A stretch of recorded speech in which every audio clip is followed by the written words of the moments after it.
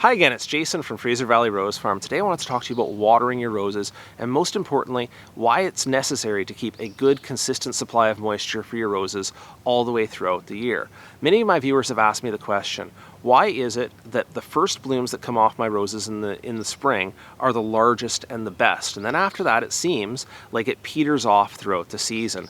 The answer to that question more often than not is about the adequate supply of soil moisture, which in temperate climates tends to be much higher in the spring and then drop down throughout the summer. I've brought you here to the Fraser River to demonstrate my point using my farm as an example. So we get our soil moisture from the Fraser River, which comes way up in April, May, and June, and then after that tends to come down quite a ways. Well, also at that same time in my garden, I will have hotter weather and less rainfall. So it's like a triple whammy: less soil moisture, less rainfall, more heat. You have roses that at first had plenty of moisture, now struggling for moisture in the garden. So if I leave them alone, I get fewer and smaller flushes of blooms. So the focus of this video today will be to tell you how much you need to water your roses and how to maintain that moisture level for your roses and why that's so important. For the sake of simplicity, I might recommend between 3 and 5 gallons of water per rose on a week where it doesn't rain. That's a volume that looks a bit like this, a 5-gallon bucket. The problem with that simplified measure is it doesn't account for a couple of other major things, including, the size of the rose, the temperature outside, but most importantly, your type of soil. 3 to 5 gallons might be appropriate for an average loam. However, for a clay soil, you probably need a little bit less. For a sandy soil, you might need 2 to 3 times as much.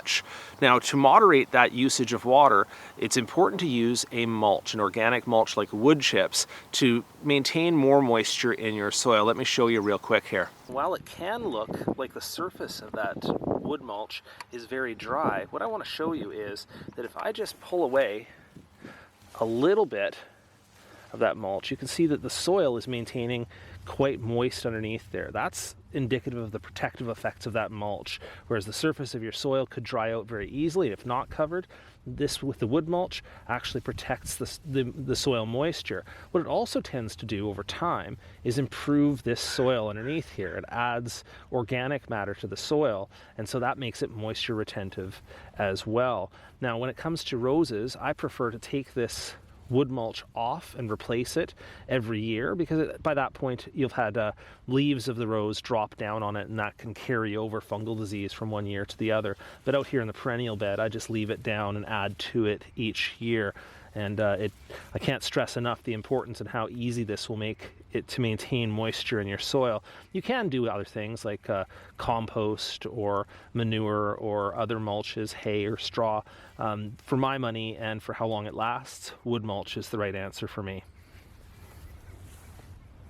I have a couple more questions to answer on watering for roses, one of which is how you should apply the water itself. You can, of course, apply it through a watering wand by hand or with an overhead sprinkler. The problem with that is that it makes the foliage wet, and the combination of warmth and wet with fungus spores makes it so that things like black spot and powdery mildew can germinate on the surface of those leaves. So if you can avoid it, go ahead and use a drip line. Now, a drip line combined with a drip line emitter like this, these come rated in 1 gallon or 2 gallon per hour or half a gallon per hour. At least then you know a rate, so how long you have to leave it on to give your rose the watering that you've decided that you need it for, and you can measure that and then apply more or less the following week based on that feedback. The downside of these drip emitters is that they can clog, so you have to watch that when you turn it on. Just take a walk through all of your roses and make sure that they are getting the water, that this is dripping properly. The second thing I would like to answer here is when you know that your rose